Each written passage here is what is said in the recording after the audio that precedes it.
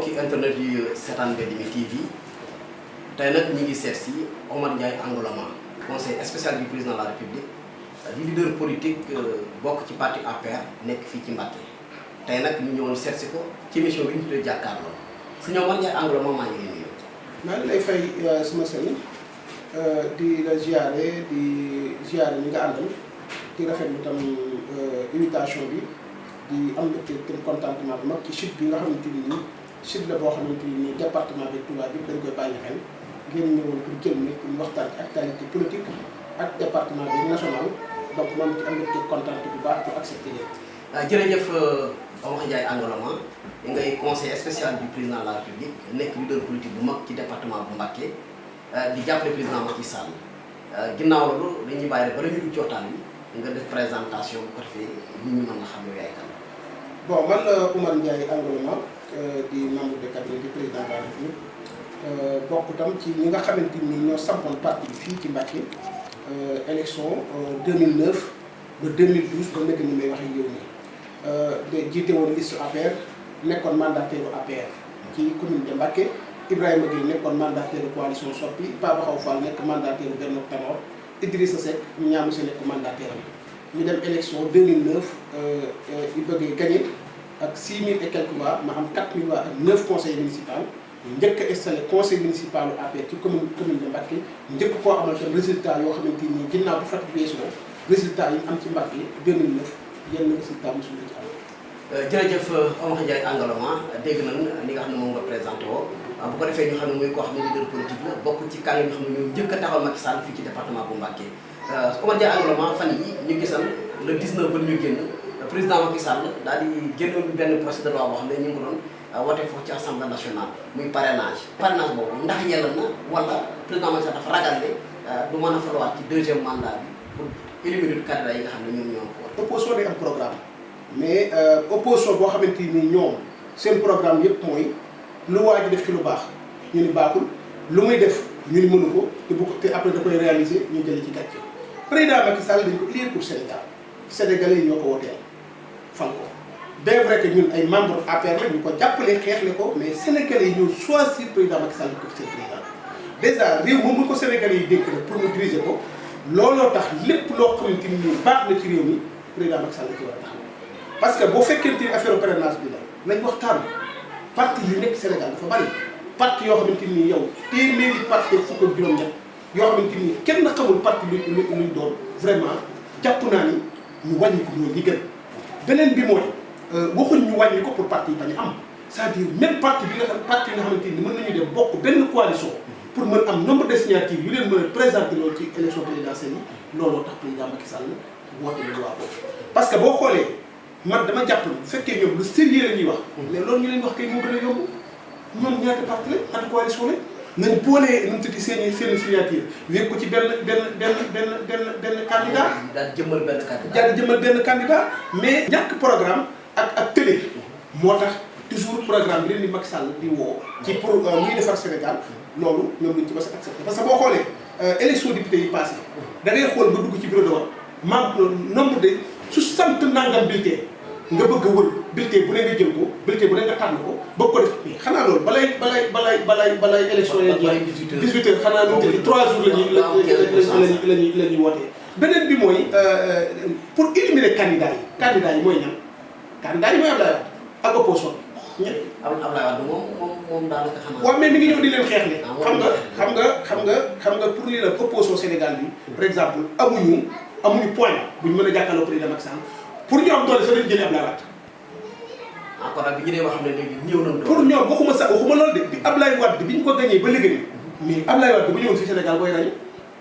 am na ñoom Ousmane Sonko ñëpp am na ñoom Idrissa Seck am nañu Abdoulaye bu leen jëpp Sénégal fii ñu tëdd mooy rajo nañu waxtaan te am na moom juróom-ñaar fukki at ak nangam la ñu nekk jeune tolloo Macky Sall même âge. kon daal jot na ñoom. télé ak cuune ñu jëmmal seen bopp. télé ak cuune moo waral par exemple loolu ngay gis affaire parrainage bi ma dellusiwaat ci tuuti mooy tey am na loo xamante ni moo gën ci Sénégal bu ñu nee nag pour éliminer ay candidats kon damay laaj candidats yooyu ñan la candidats yoo xamante ni saa ñu ne élection yi gagné élection dañu ne élection référendum bi ñu ne Macky Sall bu jàll bu demee référendum danañ mën a seen vie beeg noo bi bu rësee ñu xam ne Sénégalais yi gëm mu gagné leen largement. ñu ñëw élection député yi ñu ni dañuy fexe ànd campagne pour am majorité assemblée nationale ndax Karim Wade dañ ko jàppe du yoon bàyyam jógee Versailles campagne ko wër Sénégal yi képp wax lañ wax gis nañ député la Idrissa Seck Malick Gakou Khalifa Sall Jamil ñoom ñëpp ànd benn coalition 7 député lañ affaire parrainage bi dañu ni woon buñ ko naree def 23 juin danañ ci réew mi ku génn wax donc dama bëgg ñoom seen jëmmi bopp ab opposition day am programme dama koy wax ma ni Macky Sall président Macky Sall benn affaire da laa xam ni am na ko muy sens c'est-à-dire Macky Sall fi muy waxee ak xam-xamam bu amoon kàngam bu mel ni Abdoulaye Wade wala Abdou Diouf ñu bokk même génération fi Macky Sall di boxee mën na faa boxee ñoom mais du ay Ousmane Sonko yi nga xamante ni ci impôt domaine lañ génne nga xam ne ci ay timbre lañ leen xam ak Abdoul Mbaye yi nga xamante ni banque yam seere woon sax dara lu sérieux la ci la ci Seck Idrissa Seck moom bañ naa ko man bajo laa ko tudde koo xam ne yow sa adduna bépp ci ay deal ak i complot ak i naxe ci nga ko teg diplôme yi muy wax yan diplôme la Idrissa Seck loo xam ne consultant la kii di oppositeur ingénieur jiite assemblée nationale mu nekk premier ministre Sénégal mu nekk ministre intérieur mu dox mu nekk directeur des pétroliers mu dox nekk maire de Fatick demal campagne Abdoulaye Wade 2007 gagnal ko largement nekk directeur campagne dañ ko lancement première participation élection mu gagné réew mi ñooñu boo ko bëggee dëkkalee ni ay Abdoul Mbaye ay Ousmane Sonko ñi wax dëgg yàlla Sénégalais yi xam nañ kan mooy président Macky Sall ñu koy opposé bu seen morom. bu ñu dellusee ci 19 juin bi passé nee na Macky Sall dafa def stratégie maanaam dafa jël armée bi gars yi tëll rek ñu financé leen dina dem ci kaso yi pour mën a fexe ba seen bopp di jàll. xam nga loolu boo ko waxee man ay weekaan sax dafay jàpp ñaari nit lañ jàpp ñaari nit te ñoo jàppuñ leen ñoo dem jox seen bopp. Idrissa Seck la dëkk police militaire lañ ko jàpp moo tax ba police militaire pour joxe boppam bañ ko jàppee est-ce que kees yëngu na kees gëm dëkk kees viram sax est-ce que yëngu na kenn yënguwul maa ngi jàpp ñu ko jàppee est-ce que géej waxuma Sénégal est-ce que géej gëm dëkk sax yëngu na. yaa ngi ko jàppale dégg naa boo xam ne da nga koy libéré ci nii baa ci nii. xam nga yoon mooy politicien yi nga xamante ni politicien saal la toog sa saal rek journaliste yi dañ koy libéré ci nii dama ne est-ce que Idrissa Seck bi ñu ko jàppee xam nga heure lañ ko téye ah 9 heures ci suba ba 10 heures ci guddi lañ ko doon a bàyyi waaye léegi est-ce que kees yëngu na kees gi waxuma Sénégal de kees gi mu dëkk rek nga xam ne dañ koo weddi est-ce que kees génn nañ marche wala ñu tëdd ñu ak ñi nga xam ne kees waaye parce que nit la koo xam ne dañ koo weddi. pourtant ñoom mel Sénégal ànd na ñoom. kat ci opposition bi ñu jàppal ñu ne ñoom réew mi ànd na ñoom pour parrainage bi bañ a jàll ci assemblée. waaw mais est-ce que parrainage bi jàll. jàll na kay. waaw parce que nee nañ léegi di ñeneen. stratégie bi non boo xoolee. ñun ëpp ñu leen doole de 19 députés nekk assemblée nationale. Sénégal yi ñoom bi ñu def teg stratégie dañoo jàppoon ni bu ñu ñëwee assemblée. Sénégal yi génn. tardé vote bi gisoo dañoo toog ba 6 heures ñu dem dañoo jàppoon ni lu ñu fa gën a yàgg gars yi dañuy génn yaanaa marqué yi génn nañ saaga Sénégalais yëpp ni Sénégalais yi ay traître la wëlbati quoi te damaa juum damaa jéggul parce que lañ foogoon amul. am ñoom dañu jàppal ne rek bu ñu taxawee wax askan wi lay génn àndandoo ñoom ci. xam nga askanu Sénégal dañu ñëw xam nga nag benn waxtaan ñun duñ Burkina Faso duñ Côte d'Ivoire duñ Nigéria c'est-à-dire Sénégalais dëgg bopp la ñu am cadre bu mel ni Djiboka boo demoon ci pays yi ñu war da nga ko gis cadre mel ni Ousmane Tanor Dieng cadre mel ni Moustapha Niasse ku mel ni Abdou Diouf c'est-à-dire Sénégalais ak ay républicains maanaam ay ñu xam seen réew la même chose que population bi c'est-à-dire li ñuy xeex dañuy xam lan la ñu ànd ci yow 23 jours li xewoon dafa mas xew ci Sénégal émission bii nga may defal mënoon nga ko programme 3 jours émission bi doon am ndax courant ba am boo xoolee Abdoulaye Wade jël doomam ba ko imposé Sénégal beneen bi mooy mu ne ñaari mandat la def ñu wëlbati ko ni 3e mandat laa soxla. wala ci def benn kii bu ndax ticket présidentiel. c'est ça léegi. loolu 7% raw daal. voilà waaw léegi loolu dafay laaj loolu sénégalais ñoo koy wote wala APR ñoo koy wote wala PDS ñoo koy xam nga ñun dañooy ay parti mais sénégalais yi ñoom moom seen réew ñoom ñooy wotee parti yi nekk ci Sénégal parti yëpp boo leen nu mu tëdd boo leen boole woon mosuñ majorité réew mi kon ñi nga xamante ni ñoo nga dëkk ca Makka bu Coulibaly di ca Aïda Lao donc ñooñu ak yeneen dëkk ñooñu ñooy Sénégal donc kon bu fekkente ni ñun dañuy wax ak sénégalais yi nañuy xam li ñuy wax sénégalais yi lan la. Omar Ndiaye Angloma moom la ñu àndal mu mel ne président Macky Sall dafa mel dafay woo opposition pour ñu waxtaan waaye opposition bi tamit dañuy lancer na ñëw ndax dañoo jàpp ne ak ndëgg sarax la président Macky Sall lal leen. xam nga problème bi mooy. ni nga bëgg a mel ni nga bëgg a boole. élèves CPE ak niveau bas. opposition Sénégal dama la wax ni la ki leen di ingénieur la ak fi mu jaar ci Sénégal ak xam-xamam télé tuune maanaam amuñ programme boo xam ni mën nañoo dem jàkkaarloo Macky Sall di ko wax moom moo tax duñ mos a dem maa la wax ne la opposition bi duñ mos a dem jàkkaarloo président Macky Sall. nekkul ay dëgg sa wax yooyu de. kon ñoom ñëwul prétexte. xam nga boo xoolee affaire pétrole bi ñenn ñoo ciy wax Abdoul Mbaye Ousmane Sonko nañ waxtaan aqulaayu taala Abdoul Mbaye lu mu xam ci pétrole Abdoul Mbaye bu doon wax ci ay chiffres bancaires mën koo déglu te moom du banquier sax bu sérieux moom sérieux wul ci dara Sonko ab nu mu tëddi jekk temb la woon impôt demal la nekkoon lu mu xam ci pétrole ak gaz ñiy wax ci réew mi ki ñuy jàkkaarloo di wax lan la ingénieur la parce que moo leen gën a xam pétrole ak gaz moo tax suñ borom yàlla mi nga xam bëggal na Sénégal lu baax ak nga xam ni ay wàllu yoo fi tëdd dafa xaar ba mu nekk président de la République sax pétrole ak gaz fay ñu door a trouvé. ñu doon maanaam barab yoo xam ne ni ñoom dañ pétrole ma nga fa loolu xam nga loolu la lan la mbirum suñu borom kii ñuy jàkkaar loolu tam par exemple xam nga li xamul mooy yàlla mooy fal pour président Macky Sall suñu borom moo programme ci kattan yàlla bi moom dana nekk président daal léegi nag yow boo bëggee samp samp yàlla nar ngaa bëri bay bëgg a dee mais déggul na la président daal kenn du ko nekk te yàlla sax dogalu ko ci léegi nag yow fekkee ab jullit nga yàlla dogal lool ci doomu aadama te nanguloo ko mooy genre Idrissa Seck yeeg ñooñu c'est-à-dire saa yoo xëyee da ngay gën a gàtt di gën a ñuul saa yoo xëyee moom saa yu xëyee rek dana gën a rës gën a ñuul gën a lëndëm parce que nanguwul li suñ borom dogal ñaareel ba mooy fu ñu waxee nga wax laay alxuraan ne alxuraan ak nu mu tëddi alxuraan nga gëm ak diine ku gëm alxuraan diine kay gëm li yàlla dox. Karim ndax loolu du leen tiital. xam nga ñàkk fayda ak matat mënta weesu ponk yi nekk PDS yépp taxaw fekk xale boo xam ni ay atam matewu ko amul xam-xam sàccoon alali réew mi mos sa bokk PDS ñu toog ba ngeen tuddati Ablaye Wade dem retraite ñu ne doomam may nekk seen candidat ana Omar Sarr ana Madické Niang ana ay ñoom te kàngal yi sampoon PDS ñaam fay na kay bare Souleymane Ndéné Ndiaye awaa tool yi di am dani moom Karim du ma sa nekk du ma sa jiite ci PDS ak ñi ngeen ñi ay ñoom Modou Diagne Fada ñëpp dem seen yoon bojo yi ñoo fa des naan Karim Wade Karim koo xam ne yow def nga juróom-ñaari at ci réew mi ànd ak sa bàyyi olof yi Sénégal ñu tëdd yi la waroon a fal Sénégalais yi waroon a fal langue bi ñuy làkk sa mënoo sàcc seen alal amoo xam-xam ñu ni kooku mooy ñu tëdd yi moo mën a remplacer Macky Sall wala mooy candidat bi nga xam moo ñu war a mën a tiital loolu ay wax caaxaan la. pourtant ñoom nee na 2019 dana présenté. waaw déggoo li ma la xam nga dama ni ñàkk fayda ak matal mënta weesu koo xam ni dañ ni kenn du ko jàpp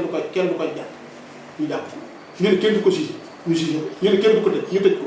ñu ne kenn nangal la ñu nangal la tëj ko juróom-ñaare ñu génne ko réew mu toog ca Dubaï def ay déclaration communication ak wax sax ñu toog fii naan kañ la seen candidat kay ñoo gën a ñàkk fay ñooñu ñàkkay wax algorithme bi seen maam amuñ benn deretu gan mais ku am deretu gan wala fulla ak fayda da nga toog fekk koo xamante ni ma nga tëdd ci sàcc alalu Sénégal ci suuf Sénégal condamné ko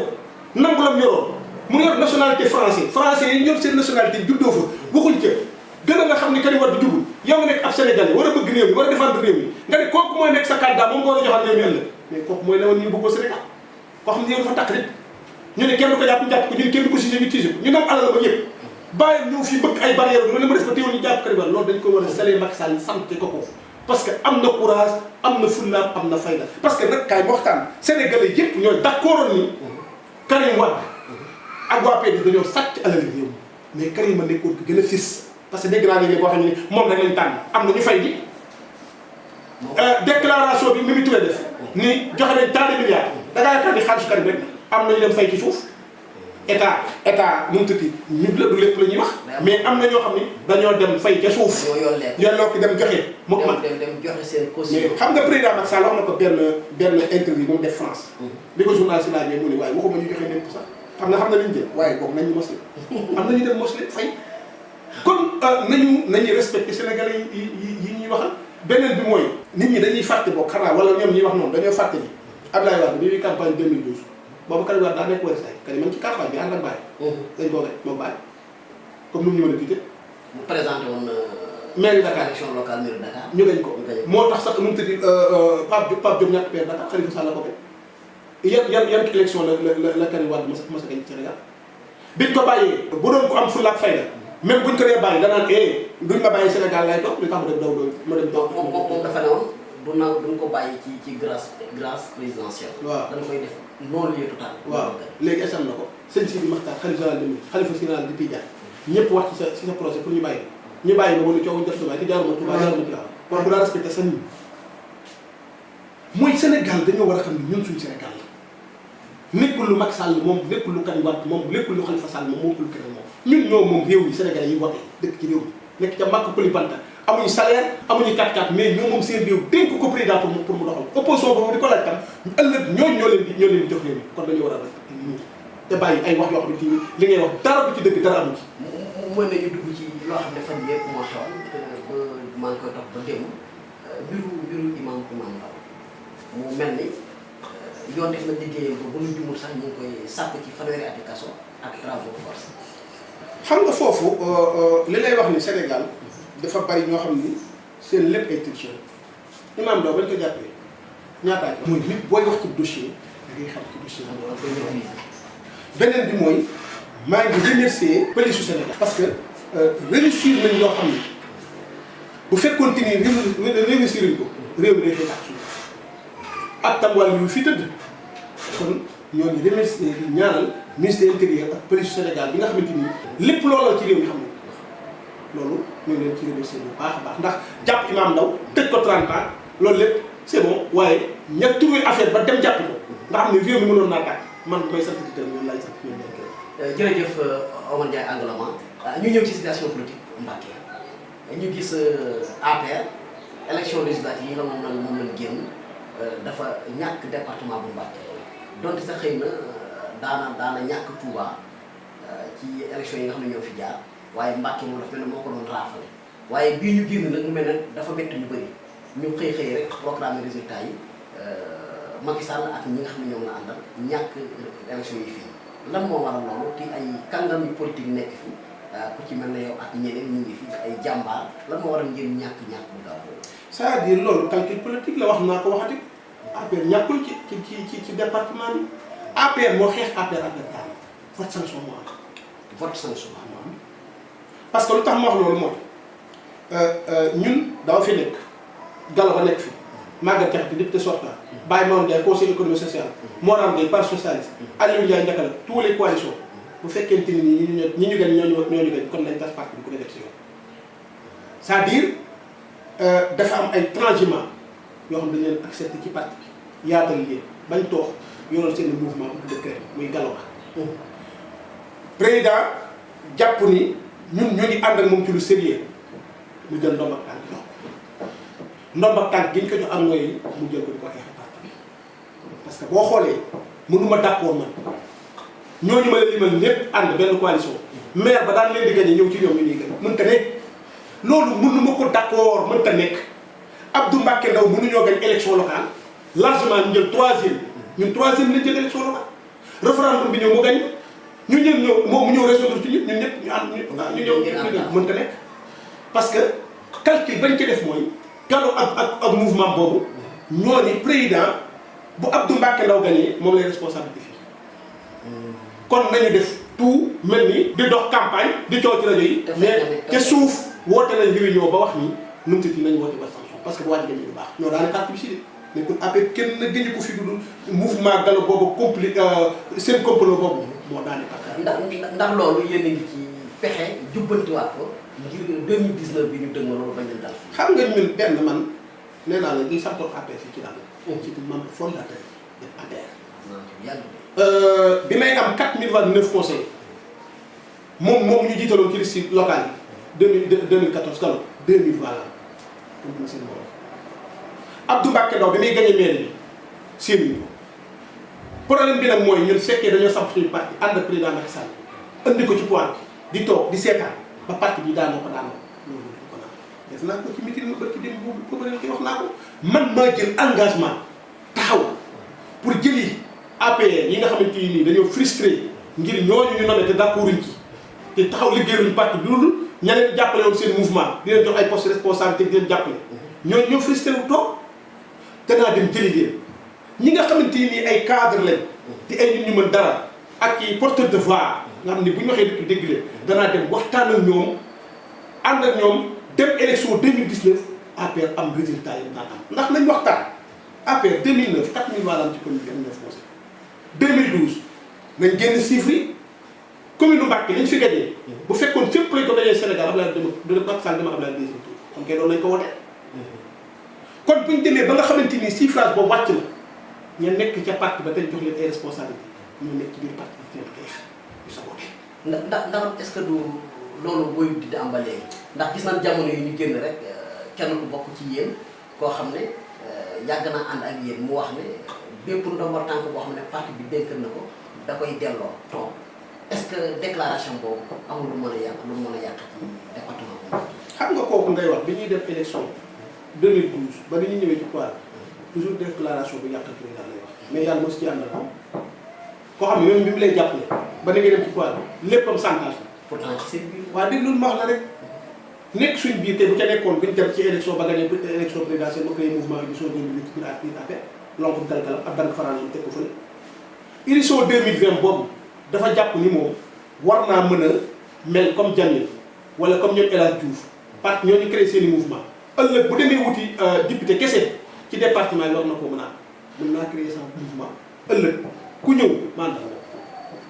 bu créé mouvement édition 2020 boo gëmoon APR kay day yaatal APR waaye du créé mouvement édition 2020 ci ba pare yor nekk ci biir APR te boo saa yoo waxee mu ni la mi ngi ci YouTube bi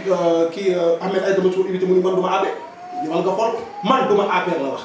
Macky Sall moo ma wax ma jàppale ko ak jabar ma doon leen jàppale mosuma nekk APR wax na ko donc kooku kon du nit ku nekk APR di responsable nit ku dugg ci politique la nga xam ne politique am bépp business la Moustapha du politique xeexal Mbacké pour mu am courant xeexalul Touba pour mu am forage xeexalul Ngaabu gée muy wooteel pour mu am ab école wala dara Moustapha la muy xeex ci politique mooy damaa war a am xaalis damaa war a nekk milliardaire mais koo xamante ni nag loolu nga acté ci politique te nekk ci ab département boo xamante ni nii ay jullit dafa nekk ci taalibe bi kilifa bu wax nga wax ko lu ñaaw gor su wax nga wax ko lu ñaaw ñëpp di la koy daanaka APR fii duñu tëj département bi ku fi bañ a ñëw di mën dara moom sa baat dañ naan la seen waa ji nekk seen parti bi kay man mënuma ñëw seen parti ndax moom kooku ban njëriñ nekk ñu am président Macky Sall kay moo baax rek di as gor mais lii mu yor ndax bay tànk yi mu yor beneen président daal bu fi nekkoon kan moo ñëw jox choisir mënut a responsabilité ci biir moom li muy wax ak gën a garaaw téeméer yoon fukk ak juróom-ñett koo xam ne saa yoo xam ne mën na laa xëy téeméer électeur loo koy def ci part waaye comme moom président as gor la da cay bàyyi bu bëggee nag génn dem na dem démission yi ngay wax tam xam nga man damaa bëgg mag di kilifa booy wax nga waxi nit looy def li mu démission nee na dem ko joxoon ay ndombay tànk. ndombay tànk yi mooy président CEDEAO wala ko démissionné ndombay tànk yi mooy vice président assemblée nationale. kon yooyu bokkul ci mbay. man yàlla wax ma ndombay tànk yi Moussa Baye. waaw man dama jàpp ne. waaw dama lay laaj en tant que frère du journal yi da ngeen di gëstu. xam nga ne boo demee ba ñibbi da nga ni englement li mu wax tam wax dëgg yàlla. dëgg la xam nga ne bàyyi na ndombay tànk. yàlla ah CEDEAO la. déedéet waaw boobu. vice président assemblée nationale. léegi yàlla maire dafa nekk maire bu démissionné. daa nekk ministre bu démissionné. waaw Moussa léegi mu démissionné. kon lan la tuddee ndombay tànk. moom ngeen ko koy laaj lu mu démissionné. koo xam ne yow yaa ngi yor sa député CEDEAO yow si vice président assemblée nationale ne ndombay tànk yi nga APR démissionné ko yàlla démissionné. ah est-ce que kon xëy na yëngu-yëngu yi ñu doon def ci biir APR xëy na yooyu lay bàyyi. yooyu yàgg na koo bàyyi taxu wutoon Dakar am da ngeen a jël toon élément boobu. ok bàyyi jóge na fii. dem Dakar. ah est-ce que moom mii dafa bëgg na direction wala. waaw bu ma loolu dama ne. xam nga damaa bëgg ñu waxtaan ci affaire Moustapha ngeen bàyyi. département de commune bi ni Moustapha yéen sax waru leen ko couvrir di ko jël. c'est-à-dire nit buy wax damay jël ki nga xam te ni li muy wax mënta di xëy na da ngeen koy jël ngir théâtre yi muy def ak yooyu wax yoo xam ne kenn xamul lu mu doon lim démissionné lan la du président CEDEAO du président du vice président assemblée nationale fii la campagne juróom benn élection la fi def ñu gañ mu ne baax gàddaay làmb ji dem kon tey moom bàyyi woon na bu yàgg Moustapha élection 2009 moo nekkoon kii moo jiite woon liste APR conseil départemental Fallou Mbacké ko tey jëlal benn ñaari conseil la am élection présidentielle dañ koo gañ commune Touba jëlal élection référendum dañ koo gañ Touba élection locale mu ne buñ ma gañee ma bàyyi ñu dañ ko Touba mu bàyyi élection député yi dañ ko gañ Touba waaye léegi Moustapha léegi fekkoon làmb la juróom benn combat yoo xam ne yëpp bëri nga ko daal ban mbër mooy bëri tey yow donc koo xam ne yow mosoo gañee élection nga ne yow kale Touba yaa ko yor koo ko joxul du gañ waaw xanaa moom kale bi mu yor ku ko joxul du gañ xanaa bu ñu koy daal juróom-ñaari jël yi moom yorutoon kale boobu damaa def kon ginnaaw bu mu daanoo par xëy na la koy ginnaaw bi mu daanoo après la yor kale. moom moo ko yor. waa dama ni am na juróom benn jël. waa dama ni ki daanu juróom jëli ji ni kale APR pour ñu gagné ci département bi Touba moo ko yor waa dama ni bi muy daanu juróom-ñaari jël yi fu kale bi nekkoon beneen bi mooy ba mu war a leeral. Moustapha kañ la nekkoon député taw parti socialiste daa mos a diriger liste pour mu nekk député i bëggee ko def ci liste gagné ko mu nekk député bi muy nekk PDS i bëggee diriger liste ba mu nekk ci biir liste bi i bëggee gagné mu nekk kii li ngay Moustapha li lay liggéey triant xamul sax nga wax la ci politique gis nga élection bi ñu gagné 2012 li tax Moustapha jiite woon élection liste député ñu jël Galas Kaltoum topp xam nga bu ko jiite woon daan moo tax mu doon dugg liste nationale comme si leader national kii mën na département bi dara est-ce que seen loolu Moustapha est-ce que jiite woon na liste boobu dañoo jox Galas Kaltoum mu jiite ko maa nekkoon directeur de campagne Galas Kaltoum ñu jox ko Galas Kaltoum. waaw mu jiite ko gagné Moustapha dem liste nationale Moustapha liste nationale nekk député ba ni may waxee yow nii. mu mel ne sax yi bi jàll ni au niveau national ci ca la ko indi. waaw léegi dafa ne département bi bu ci mënee dara ak Touba te yor kale li tax ñëwul jiite ñu liste yi ñuy gañ bu ñëwoon jiite liste bi 7 voix du ko am man maa la am donc loolu di ko leeral dafa baax c'est-à-dire di wane ni man ci bi leadership benn leader laa d'accord ci département bi man Ibrahima Gueye yàlla na la yokk leeral liste bu mu mës a jiite gañ liste bu mu mës a jiite parti socialiste 20 ans 23 ans maire Mbacké Abdou Mbacké Ndao mii nga xam ne caatu Moustapha Cissé Lo c'est un leader dafa gagné APR gagné i bëgge gagné nekk maire Mbacké kooku bu ñu nee leader la wala lu mu tëdd bu démissionné na man de mën na maa tiita waaye comme yow mosoo gagné dara boo démissionné après lu ñu nii. mu mel ne département bu Mbacké lu tax boobu ba léegi maanaam yéen responsable yi ñu ngi fi ak seen militant dafa mel ne kuy coordonné parti bi dafa mel ne ginnaaw fi Moussa Cissé Lo jógee ba léegi amaguñ koo xam ne nii moom ngeen di jiital nga xam ne moom moo yore parti bi ngeen def. xam nga loolu dinaa la ci rectifier tuuti Moussa Fall Moussa coordonné parti. ah mosul woon coordonnateur. xam nga man ci li ma xam. man bi du tëb politique c'est là. coordonnateur congrès moo la koy xam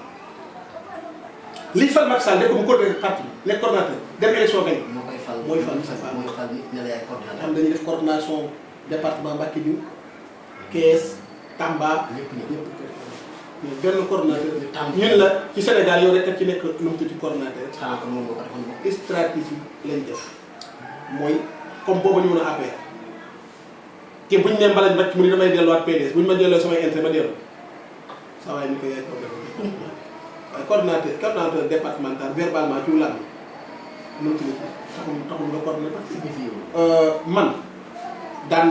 naa meeting fe Moustapha meeting fa et sa presse mos na ma ne arrêté si bii mooy coordonnateur bu fekkente ni dañ la ko désigné nommé la bu engouement des meetings fee d'accord boo woowee préfet ma arrêté parce que yow yaay responsable APR département kon mu tëdd bu ñu nee la coordonné man kay coordonnateur man mi jiite liste am 4029 conseils ay mu tëdd maa ko gën a valable moom conseil départemental ñaari conseil la man sax maa ko raw ci commune 2009 mooy li ma la wax noonu toujours il y a des lobbies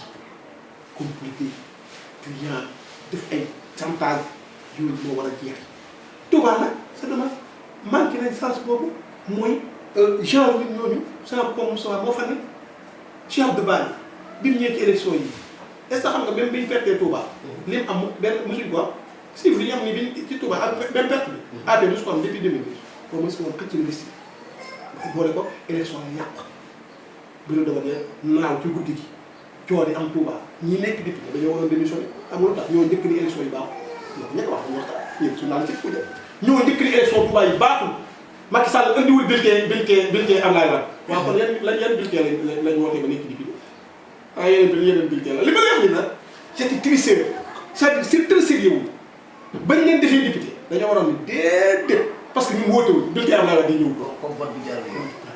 moom du nangu ko daal ñooy jël seen ndombay tànk de kenn ka sol ay numta yi lu xam taxaw defe nga ne ñee taxaw ci assemblée nationale ñooy député APR ñooy député département yi waa ji di sol lu xonq li nga xam ne xaw ma sax turam dolli boobu numta yi ñoo wecc ko kooku sëñ Abdou Gaye ay defar kan mooy sa baay sëñ Thiambac day defar ma kan mooy sa maam sëñ Mourou Moussa kan mooy sa maam Serigne Touba di gan di jullit baax mën a indi département di kenn intellectuel un niveau ñu dof di jël département bi jël ñeen nu mu tëdd fii ñaan moo leen représenté nu mu tëdd assemblée nationale nga am bu ñuy wax sax député yi nekk ci àdduna bi dañuy waxtaan dinaa xool député yi Touba les mooy sabu département les mooy yokk mais c'est dommage il faut nit ñi xalaat que ni Touba c'est une ville sainte ki ko sanc bu doon stratégie ak xalaat mooy sëriñ bi ci gën a fort te sëñ Touba fi mu boxee benn sëriñ boxee wu foofu parce que boo xoolee tukkeel bi mu tukki ak ni mu réussir tukki bi ak ni mu taxawalee mouridisme ak ni yàlla ànd ak moom ak ni Rasul lay nangoo liggéeyam sëriñ yëpp ngay Sénégal mais benn sëriñ bu yàlla bu yàlla nangu loolu fi am ci Sénégal mën naa la wax am engagement donc kon bu demee ba am dëkk bu mel ni Touba ñuy ay murid dëkk fa di ay taalibe bi sëriñ Bamba war nañoo xool ci moom wala ci moom suñu Touba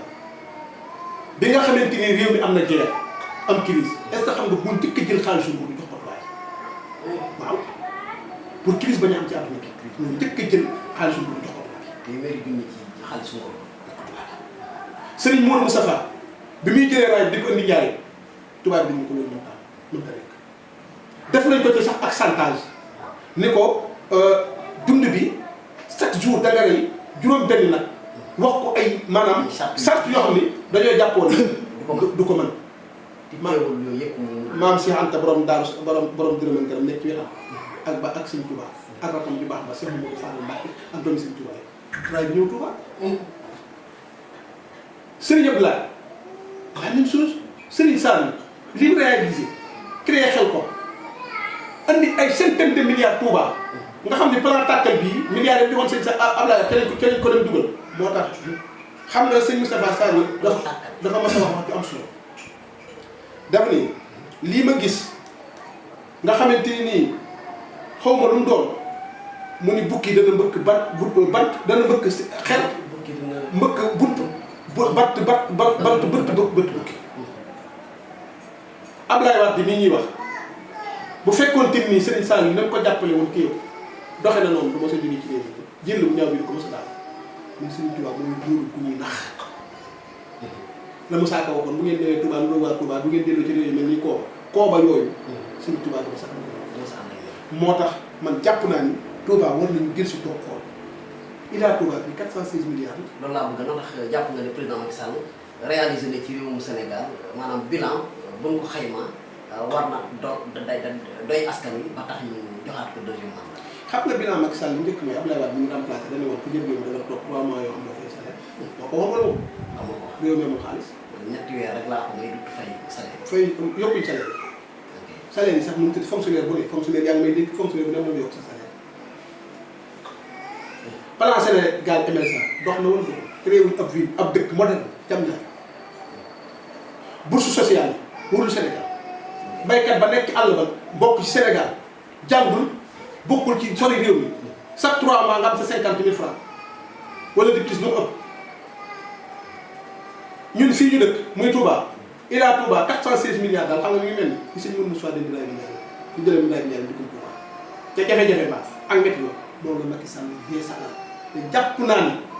te li ma gëm la te mooy am mooy li ñu defal Serigne Touba ñu Ila Touba bi kenn mënu ko tàmpee ndax xam nga sëñ Touba lan la ko Blaise Diagne defaloo ak satala rek du ko waxee mënu ko Blaise lii la nga ci jublu mënu ko damaa bëgg farlu nekk député du ma wàcc du ma wàcc farlu na ba ni mu génnee ak Moustapha moom Blaise Diagne 1914 1934 Moustapha lii nag ñeent bi ñaata satala la Ila Touba 416 milliards boo ko doon calculé ci satala ñaata satala la Serigne Touba xam nga lan la xam da ko liggéeyal pourtant bi ñu teg xeer rek ñoo xam ne du am. waaw xam nga loolu mooy li ma mooy bojo bojo yi mooy opposition bi bojo bojo bi xam nga ñoo xamante ni ñoom dañ naan du am Idriss Seck dañoo Abdoulaye Wade mënta Macky Sall mënta peinture sax sànq Abdoulaye Wade bi léegi dañ naan li muy teg mënta nekk aéroport bi ñu Abdoulaye Wade la woon waaye àggale na ko moo ko inauguré Ila Touba bi ñu ni day nax murid yi léegi ñu inauguré ko balaay màgg balaay élection yi incha allah daal ñu inauguré ko comme ñoom dañoo topp ci lii mënta ne te kiñ naan mënta ne saa yu xëyee réalisé ko waaye léegi Sénégalais yi wootee ñoom bilan buñ dee laaj bilan tey bilan mooy bilan boobu bilan tam mënta ne si bu gën a walaa bu Sëñ Touba Cheikh Bass Abdou Khadre moo ko ni ma wax li Macky Sall def Touba sëñ bi toog sëñ Sidi Mokhtar toog kii mu def déclaration suñu Mountakha defe naa bi màggal jiitu rek te président ñëwoon fii dégg nañ suñu Mountakha nee na ko bu fekkee Sëñ Touba tax ngay def bul xool bul gëstu Sëñ Touba na fay bopp. xam nga ñetti mbir moo am wax naa la ci affaire bi des jaay ak Senghor ñetti Macky Sall 2012 la gagné référendum nekkoon élection yu critique ci moom mu ñëw fatoog sëñ Sidi Mokhtar mu ñaanal fu dem la bëggoon sax pour référendum ba daa am lu ko élection député yi ñu ne opposition bi ñu gagné assemblée sax effectivement Macky Sall dootu gouverner 123 députés la am ñii seen yëpp boo ko boolee motul wax ñee 7 la ñoom am la 23 la boobu xaw ma 25 donc foofu laa lay wane maanaam Serigne Touba boo koy boo Serigne Mountakha foofu lay wax dañu ko lii ngay def te kenn taxul nga koy def pour Serigne Touba moom mi fay la def ndax ñun am ñun Serigne Touba rek ak Touba te leer na ma leeral yàlla ni président Macky Sall li muy def Touba ci xolam la koy tubbee ak xam lan la Serigne Touba représenté mooy kon politique la kay comme ay ñoom lay wax da ngay Idrissa Seck yi Touba buñ pertoon Touba élection présidentielle perte ko élection député élection yi fi ma sa jaar yëpp mu perte Touba dañ naan duñ investir Touba dara waaye Serigne Macky Sall la may def Touba xam dayoo Serigne Touba xam tam doole Serigne si Ahmadou Bamba Khadimu Rasuul moo tax lépp loo xamante ni war na ci Touba te mu war a jaar ci président ak mandat président. fi ñu mujjee mooy naka ngeen fas yéene def ba tendance bi nga xam ne moo fi nekk ngeen traversé bi te mooy fexe ba jël département bu Mbacké ak commune Touba dugal ko ci biir APR moom nu ngeen def. xam nga département bu Mbacké ak commune bi benn affaire moo fi nekk mooy ay APR moo fi nekk c'est-à-dire nee naa la fii APR bàyyi ñu di xeex APR ci seen biir département Mbacké ñun ñëpp Bada Seck APR Sëñ Basti APR Nogoy Diouf Madina APR Cheikh kii nu mu tuddati sax sëñ bi Cheikh Bara Gueye APR la Maguette Diakhaté sax waxuma la commune bi département bi laa lay limal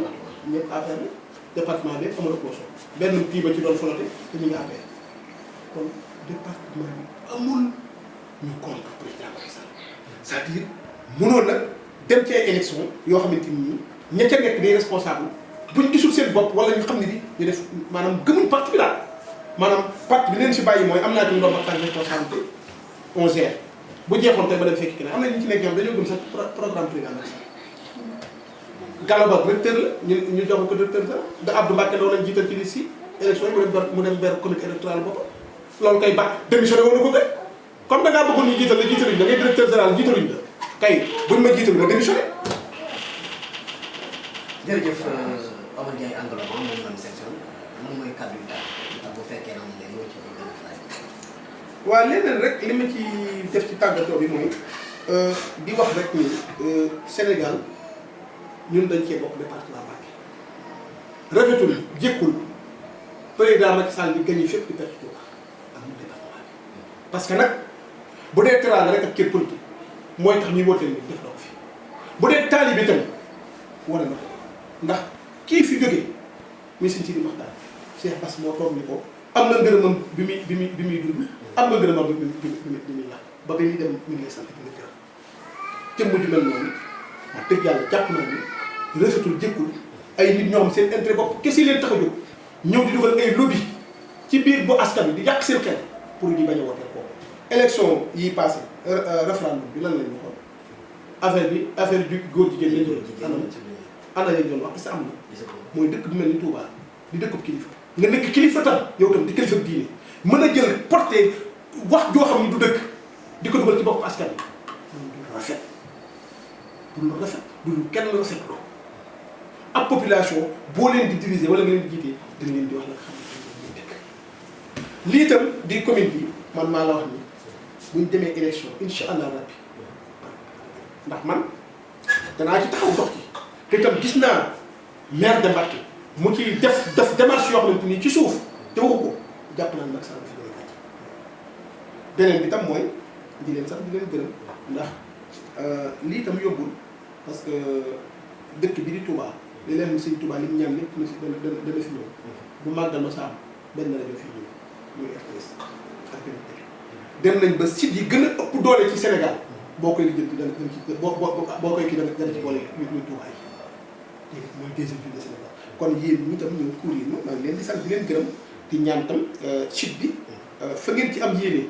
àggale ko fa ci àdduna bépp xam ko yàlla dem ba tiim site képp ci wàllu promotion ak wàllu doole mooy lay sant di nga gërëm jërëjëf mbokk yi internet yi xam ne yéen ñuy seetaan dégg ngeen ko gis ngeen ko kooku mooy Omar Ndiaye Angloma nekk conseil spécial du président de la République Macky Sall